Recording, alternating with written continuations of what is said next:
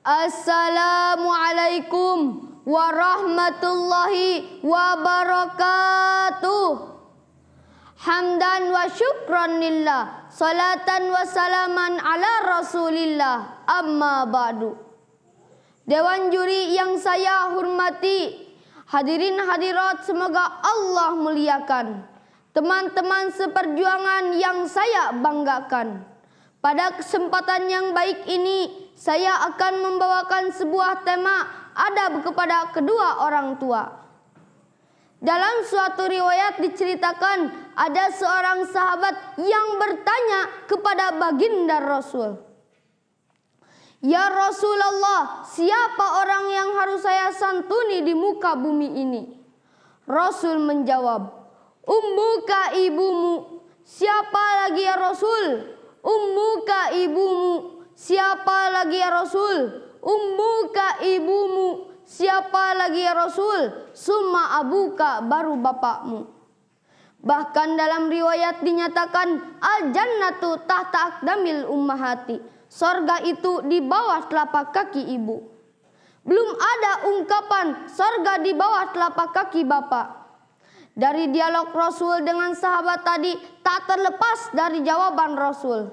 Ibumu disebut 3 kali, sedangkan bapakmu disebut 1 kali. Yang jelas substansinya adalah kita wajib berbakti dan beradab kepada kedua orang tua.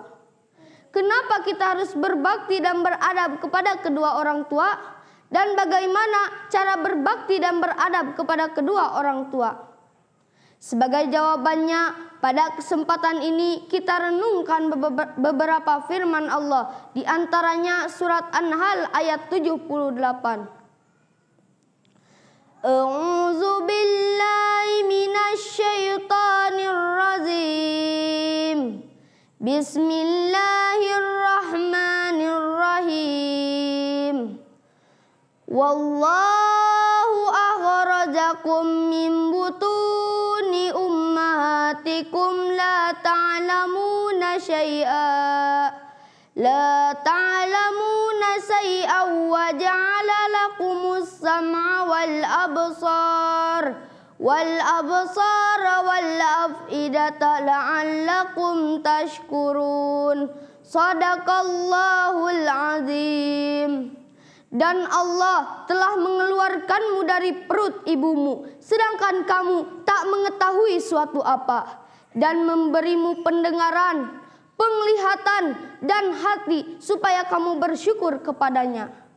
Hadirin yang dimuliakan Allah, pada ayat tadi menjelaskan bersyukur itu kepada Allah yang mengadakan sebelum kita ada, dan kepada ibu bapak sebagai penyebab kita menjadi ada.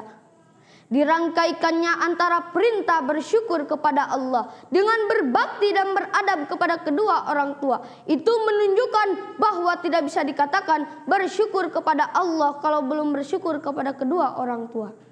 Bahkan baginda Rasul bersabda, "Ridallah fi ridal waliden wa suhtullah fi suhtil waliden." Ridhonya Allah terletak pada ridhonya kedua orang tua, dan murkanya Allah terletak pada murkanya kedua orang tua.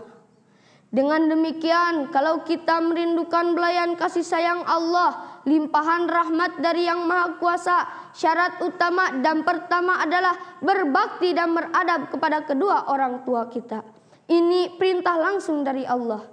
Dengan apa kita bersyukur? Ayat tadi menjelaskan. Sebagai modal bersyukur yang Allah anugerahkan adalah wa ja'ala lakumus sam'a wal absar. Allah memberi 3 potensi berupa pendengaran, penglihatan, dan hati. Dengan pendengaran kita dituntut mendengar ayat-ayat kauliyah, kalam ilahi, dan nasihat kedua orang tua.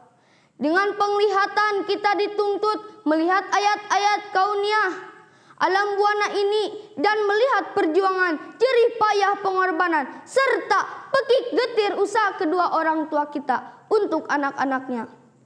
Bapak kita rela dari pagi sampai sore, peras keringat, banting tulang, bersimbah penuh kuah keringat, mencari nafkah untuk anak-anaknya.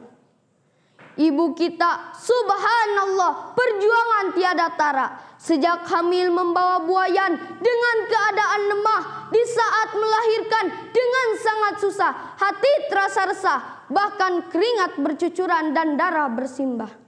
Ini hadirin baru sebagian kecil pengorbanan kedua orang tua. Masih banyak pengorbanan yang tidak mungkin kita uraikan satu persatu. Walau seluruh pohon kita jadikan pena dan air laut kita jadikan tintanya. Dari uraian ini dapat disimpulkan bahwa berbakti dan beradab kepada kedua orang tua sama wajibnya bersyukur kepada Allah Subhanahu wa taala.